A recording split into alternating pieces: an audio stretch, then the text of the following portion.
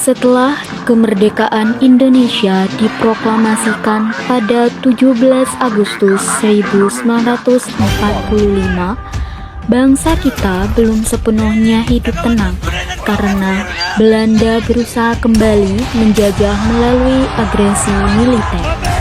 Dalam kondisi ini, perjuangan tidak hanya dilakukan dengan senjata, tetapi juga lewat jalur diplomasi.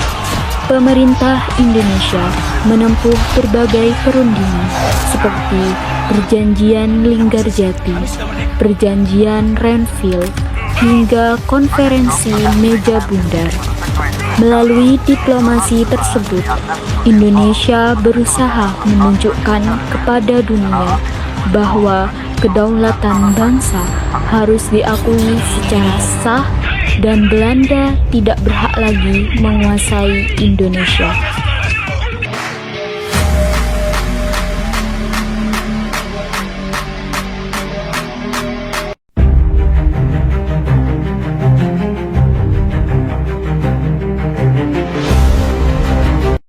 Perundingan diadakan di Indonesia bertempat di Linggarjati.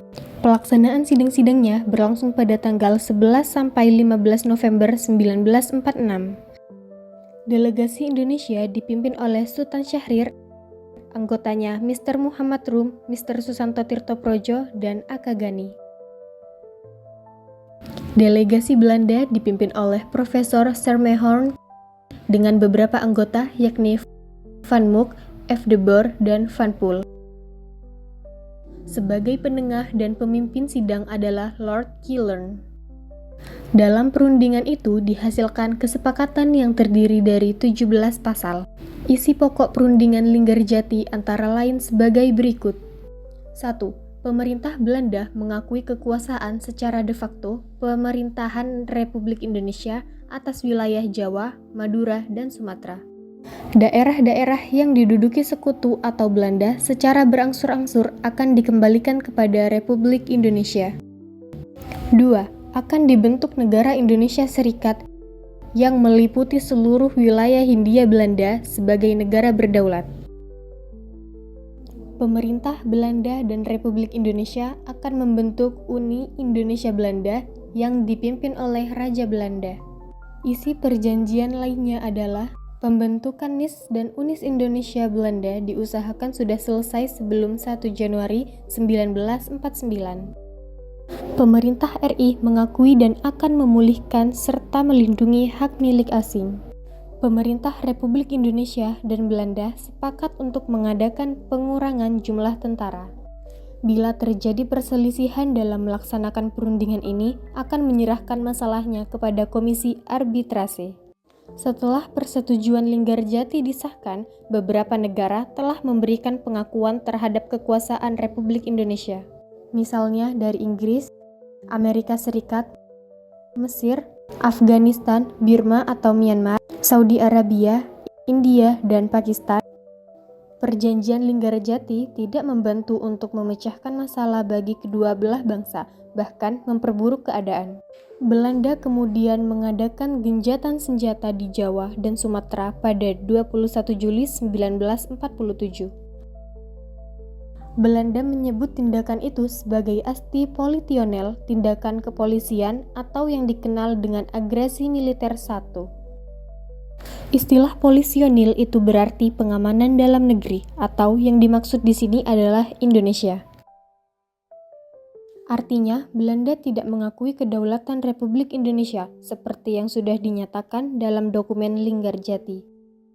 Belanda memberi sandi pada serangan umum itu dengan operasi produk, yaitu operasi yang ditujukan untuk wilayah-wilayah yang dianggap penting secara ekonomi bagi Belanda. Kondisi itu mendorong Perserikatan Bangsa-Bangsa (PBB) untuk mengeluarkan resolusi. Ada 2 resolusi yang disampaikan oleh PBB. Pertama, menghimbau agar Republik Indonesia dan Belanda segera menghentikan perang dan membentuk negara Indonesia Serikat, seperti yang diamanatkan dalam Perjanjian Linggarjati. Kedua adalah usulan Amerika agar kedua belah pihak membentuk sebuah tim untuk membantu menyelesaikan masalah itu. Usulan itu kemudian dikenal dengan istilah Komisi Tiga Negara. 3 negara itu terdiri dari Australia yang diwakili oleh Richard C. Kirby yang dipimpin oleh Republik Indonesia, Belanda memilih Belgia yang diwakili oleh Paul van Zeeland, Amerika diwakili oleh Frank P. Graham yang dipilih oleh Belgia dan Australia. Hasil dari KTN itu adalah perundingan diadakan kembali oleh Indonesia dan Belanda. Pihak Belanda mengusulkan agar diadakan perundingan di tempat yang netral. Atas jasa Amerika Serikat, maka digunakannya kapal yang mengangkut tentaranya dengan nama USS Renville didatangkan ke Teluk Jakarta dari Jepang.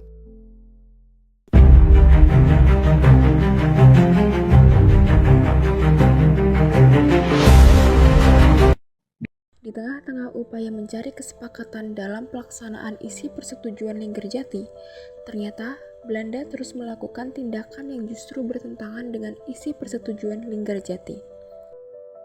Di samping mensponsori pembentukan pemerintahan boneka, Belanda yang terus memasukkan kekuatan tentaranya, Belanda pada tanggal 27 Mei 1947 mengirim nota ultimatum yang isinya antara lain sebagai berikut.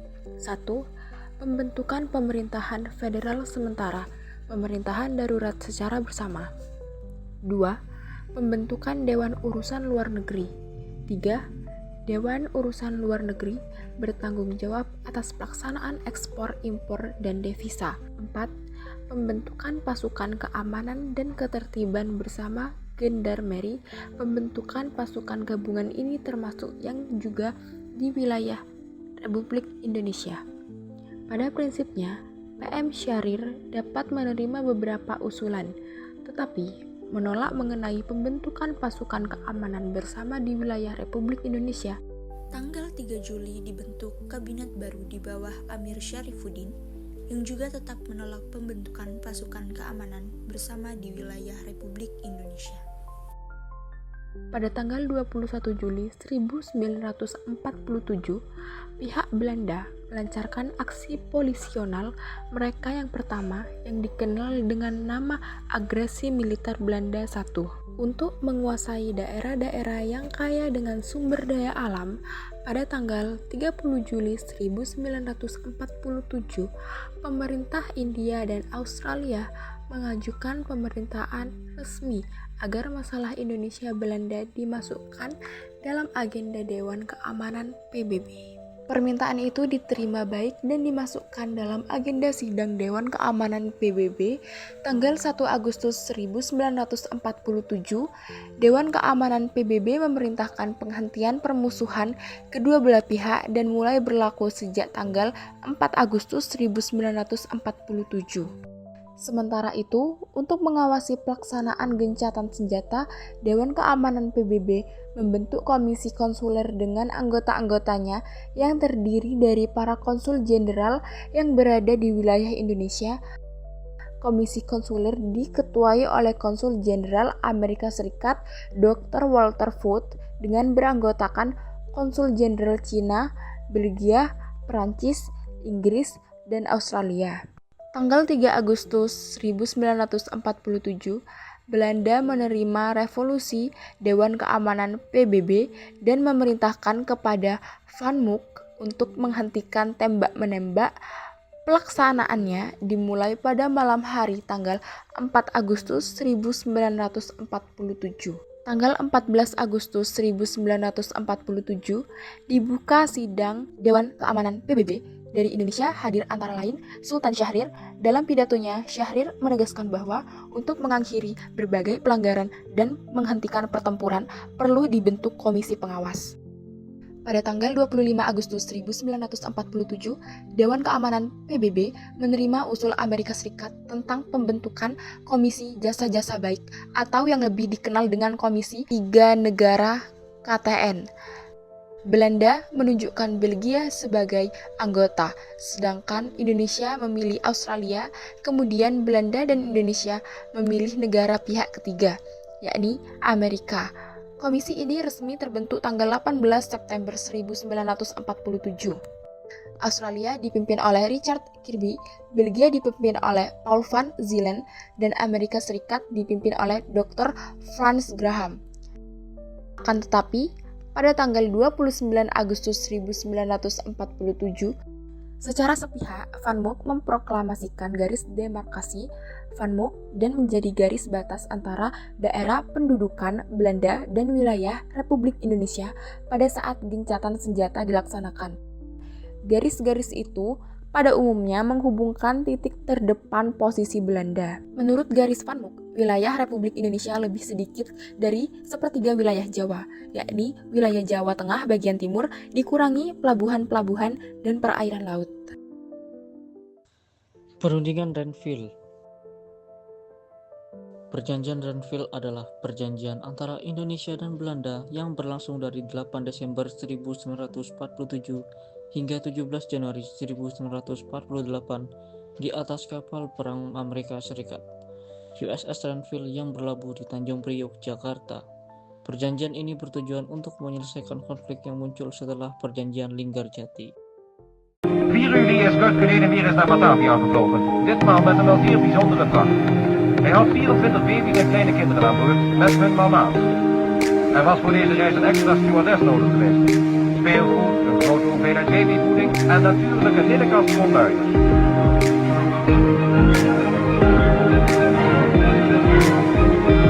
De vliegende kinderwagen kwam stipt op tijd binnen, zodat de vaders die al enkele dagen in spanning naar de aankomst hadden uitgekeken, geen ogenblik langer behoefden te wachten dan nodig was.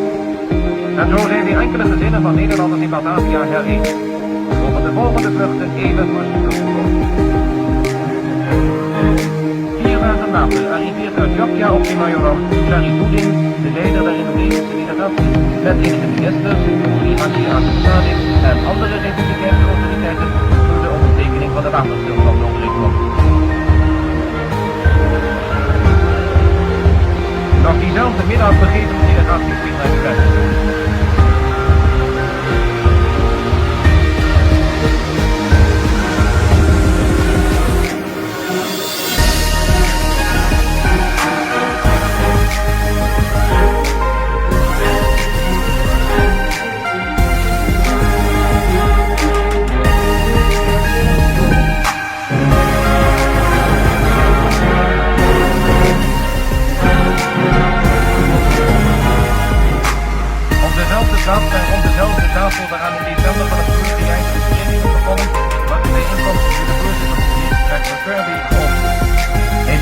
Der bestandsovereenkomst voor en verzoekt de delegatieleiders er een handtekening onder te plaatsen.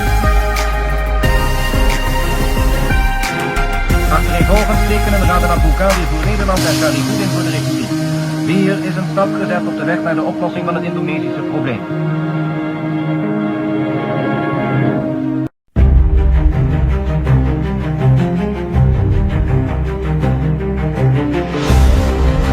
Panglima Tertinggi Kenil Ledjet Spor melakukan inspeksi terhadap pasukan para 1 bagian dari Brigade Kenil, pendukung grup tempur M. Pelaksana operasi belikaan, Spor berpesan kepada mereka, kalian terpilih untuk aksi penentuan. Diterjunkan di Meguwo sebelum fajar, membebaskan Yogyakarta dari tangan ekstremis, serta menangkap Soekarno. Pesawat Dakota C-47 pertama tinggal landas, pesawat-pesawat lainnya menyusul.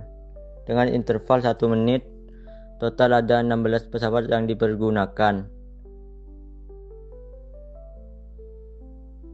Pesawat-pesawat Dakota C-47 mendarat di atas kapal korvet Angkatan Laut Belanda.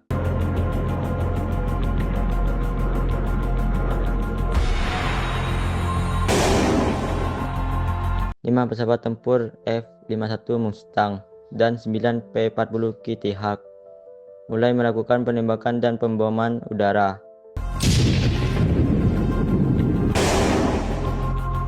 Pesawat-pesawat Dakota C-47 meninggalkan kapal konvoy menuju sasaran.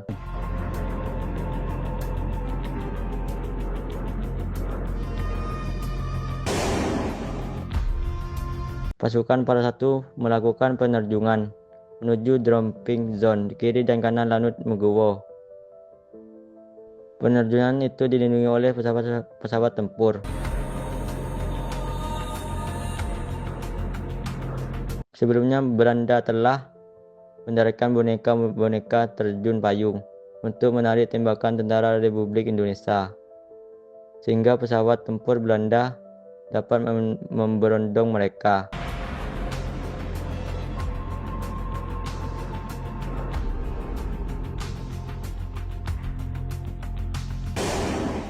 Pasukan Para 1 meninggalkan dropping zone dan menyerang pasukan Angkatan Udara Republik Indonesia. Dalam pertempuran tidak seimbang itu, Kadet Samiran Serma Tumirharjo, Kopral Thohir, dan 30 prajurit AURI lainnya gugur.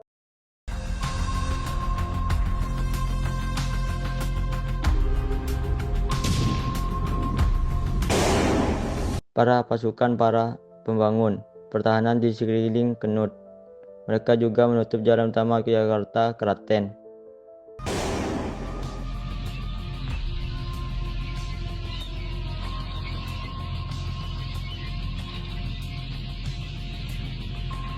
Seluruh landasan terbang telah selesai dibersihkan dan bahan peledak dan lain-lain yang sebelumnya dipasang oleh pasukan AURI. Pesawat-pesawat yang akan mengangkat sisa grup tempur M di Lanut Kalibanteng menerima kabar dari pos pengendali udara Lanut Megowo bahwa landasan Lanut Megowo telah siap untuk didarati. Pesawat-pesawat mengangkut sisa grup tempur M mulai mendarat di Lanut Megowo.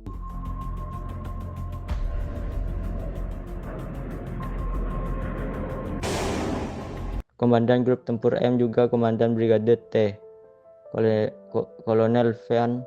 Dia langsung mengambil alih komando dari Kapten Eckhout.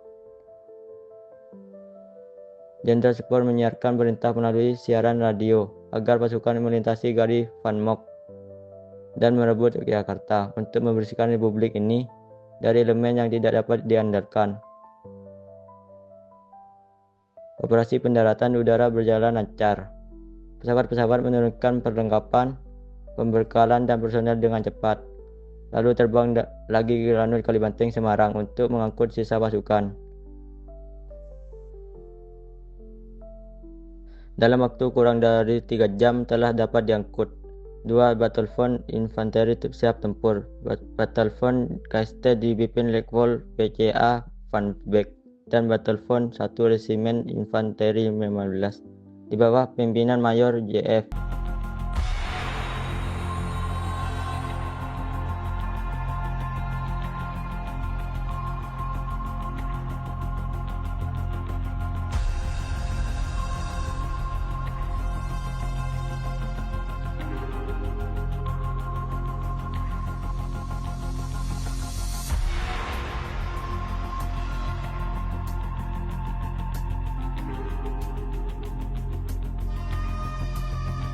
Dua perwira peninjau Komisi 3 Negara PBB, Mayor Montana dari Amerika Serikat dan Mayor Motheer dari Australia, tiba dengan didampingi Kapten Sudarto. Belanda kemudian menangkap Kapten Sudarto.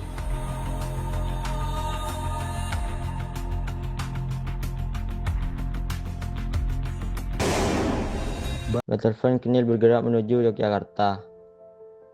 Misinya menguasai dan membersihkan Yogyakarta sektor selatan dari jalan kereta api, termasuk menahan pimpinan dari RI dan TNI.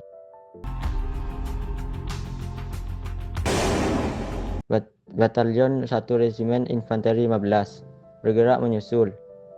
Misinya menguasai dan membersihkan Yogyakarta sektor utara dari jalan kereta api. Sementara itu, pesawat-pesawat Belanda menembakkan senapan mesin dan roket terhadap instalasi meeting markas TNI.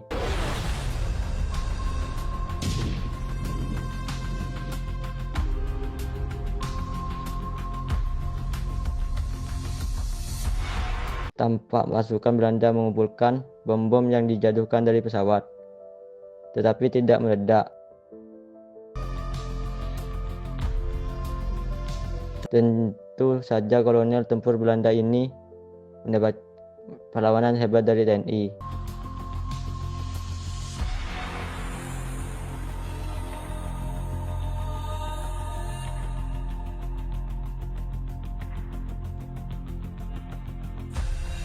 Di bawah komando Sergeant Vermeer, Belanda mengepung gedung negara di Jalan Malioboro dekat Keraton Yogyakarta. Para pemimpin RI pun ditangkap.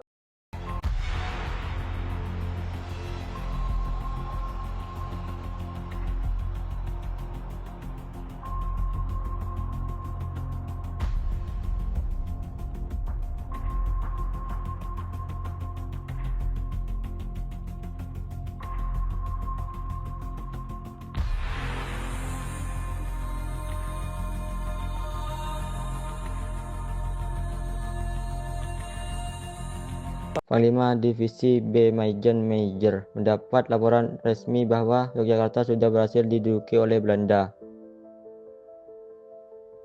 Namun Jenderal Sudirman, Panglima TNI, sudah meninggalkan Yogyakarta untuk melanjutkan perang gerilya.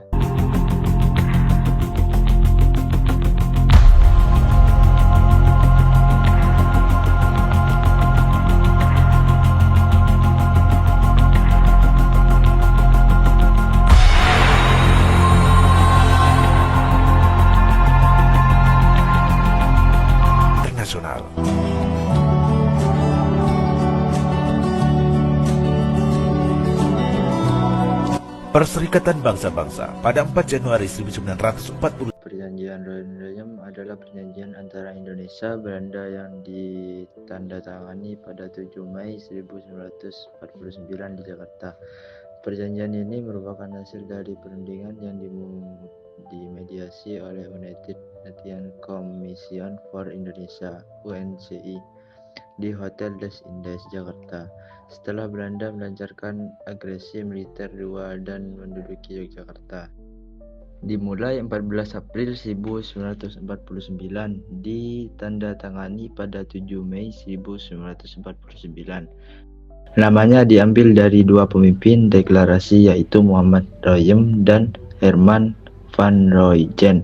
Perundingan tersebut bertujuan menyelesaikan masalah terkait kemerdekaan Indonesia. Sebelum diselenggarakan konfirmasi meja bundar, perundingan berjalan alot, sehingga memerlukan kehadiran Bung Hatta juga Sri Sultan Hamengkubuwono Sugilang untuk mempertegaskan sikap Hamengkubuwono Sugilang terhadap pemerintahan Republik Indonesia di Yogyakarta, di mana Hamengkubuwono mengatakan Yogyakarta is the Republik Indonesia. Yogyakarta adalah Republik Indonesia. Pada tanggal 1 Maret 1949 terjadilah serangan umum atau serangan besar-besaran kota Yogyakarta yang semula diduduki Belanda mampu direbut oleh Angkatan Perang RI dan dipertahankan selama 6 jam. Sebagai eksistensi Indonesia, upaya tersebut merugikan posisi Belanda di bidang politik internasional.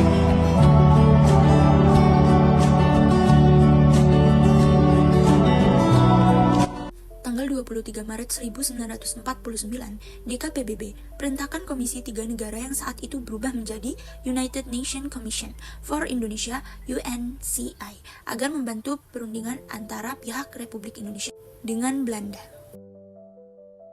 Perundingan Royem-Royen dimulai 14 April sampai dengan 7 Mei 1949.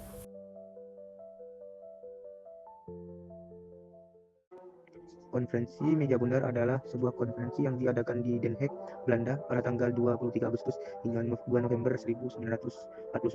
Tujuannya adalah untuk menyelesaikan konflik antara Indonesia dan Belanda terkait pengakuan kedaulatan Republik Indonesia. Antara perwakilan Republik Indonesia, Belanda dan BVO yang diwakili sebagai negara yang diciptakan Belanda di Kepulauan Indonesia. Tujuan dari KNB adalah untuk menyelesaikan sengketa antara Indonesia dan Belanda sekaligus memperoleh pengakuan kedaulatan Indonesia yang merdeka dan berdaulat. Namun, di balik peristiwa KNB, terdapat beberapa janji yang diberikan Belanda kepada Indonesia sebagai syarat penyerahan kedaulatan. Janji-janji tersebut antara lain adalah Belanda akan membayar hutang perang kepada Indonesia sebesar 4,5 miliar gulden.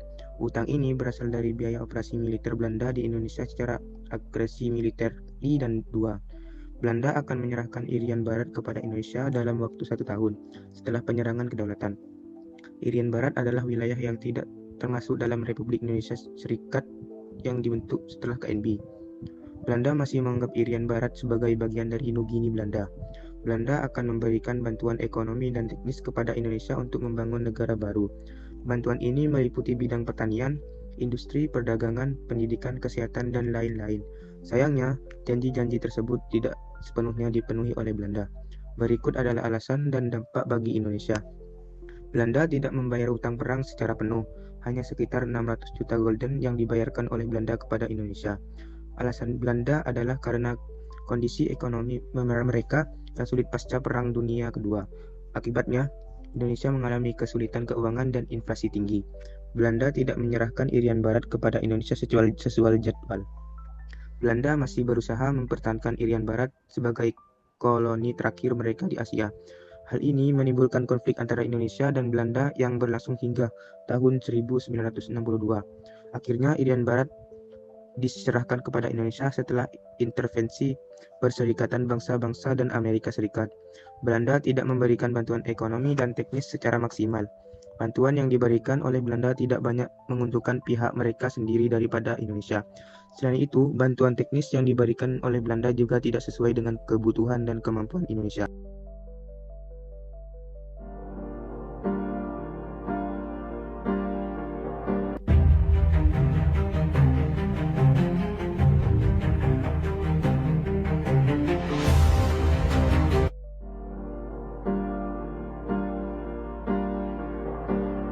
Perjanjian New York disebut-sebut mencari sumber kerusuhan di tanah Papua. Diprakarsai Amerika Serikat pada 1962, Perjanjian New York mengatur pemindahan kekuasaan atas Papua Barat dari Belanda ke Indonesia. Perjanjian tersebut ditandatangani pada 15 Agustus 1962 antara Republik Indonesia dengan pemerintah Belanda dengan difasilitasi oleh Amerika Serikat. Perjanjian tersebut dinilai tidak menguntungkan warga Papua. Perjanjian New York ini kemudian yang dinilai menjadi pangkalan penyebab Papua jadi bagian Indonesia hingga kini. Sementara sejumlah kalangan di Papua ingin agar bumi Cendrawasih berdiri sebagai negara sendiri. Ternyata perjanjian New York itu digelar mendadak. Sebab sehari sebelum perjanjian ditandatangani, Indonesia mendesak Belanda agar menyerahkan Papua. Pada konferensi meja bundar atau KMB di Den Haag saat pengakuan kedaulatan Indonesia oleh Belanda, disebutkan bahwa masalah ini akan diselesaikan dalam tempo 1 tahun. Sejak KMB, dalam KMB, Belanda mengakui Indonesia sebagai negara yang merdeka dan berdaulat. Belanda mengakui wilayah Indonesia kecuali Irian Barat atau Papua bagian barat. Daerah tersebut akan tetap dikelola oleh Belanda. Soal Papua akan dibahas kembali 1 tahun kemudian. Namun hingga 1961 belum ada pembahasan apapun. Soekarno kemudian membentuk Komando Mandala pada 2 Januari 1962 sebagai tindak lanjut dari operasi Trikara, yaitu Trikomando Rakyat. Komando Mandala dibentuk untuk membebaskan Papua dari Belanda dengan operasi militer. Amerika Serikat takut apabila Uni Soviet semakin ikut campur soal Papua Barat. PAS pun mendesak Belanda mengadakan perundingan dengan Indonesia. Diskusi pun mulai. Delegat Indonesia dipimpin Adam Malik dan Belanda, Dr. Van Rooyen, sementara Ekarbang dari AS menjadi perantaranya. Tanggal 15 Agustus 1962 disepakati perjanjian New Europe yang berisi penyerahan Papua bagian barat dan Belanda melalui pemerintah sementara PBB, yaitu Unit Nasional Temporaire Executive Authority.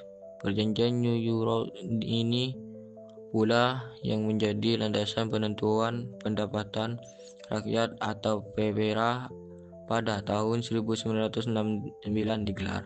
Pada 1 Mei 1963, Papua bagian barat kembali ke Indonesia. Kedudukan Papua bagian barat menjadi lebih baik setelah diadakan penentuan pendapat rakyat. Rakyat Papua bagian barat memilih tetap masuk menjadi bagian Republik Indonesia. Pelaksanaan PPRA ditempuh melalui 3 tahap.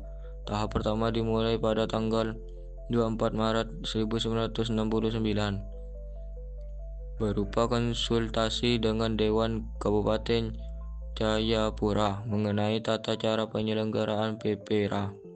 Tahap kedua yaitu pemilihan anggota Dewan Musyawarah PPRA yang berakhir pada bulan Juni di tahun tersebut. Kemudian tahap ketiga adalah pelaksanaan PPRA yang dilakukan di kabupaten-kabupaten mulai tanggal 14 Juli dan berakhir pada tanggal 4 Agustus 1969. Dalam perjanjian New Europe, referendum harus digelar dengan mekanisme 1 orang suara atau one man one vote, arti setiap penduduk Papua memiliki suara untuk menentukan pilihannya. Namun mekanisme PPRA ini dipermasalahkan. Tuku Papua Suretev Sofian Yaman mengatakan PPRA tidak sesuai dengan kehendak perjanjian New Europe karena mekanisme on one vote tidak diterapkan. Kala itu total penduduk Papua sekitar 800.000 jiwa, namun hanya 1.025 yang terlibat musyawarah untuk menentukan nasib Papua selanjutnya merdeka atau menjadi bagian dari Indonesia.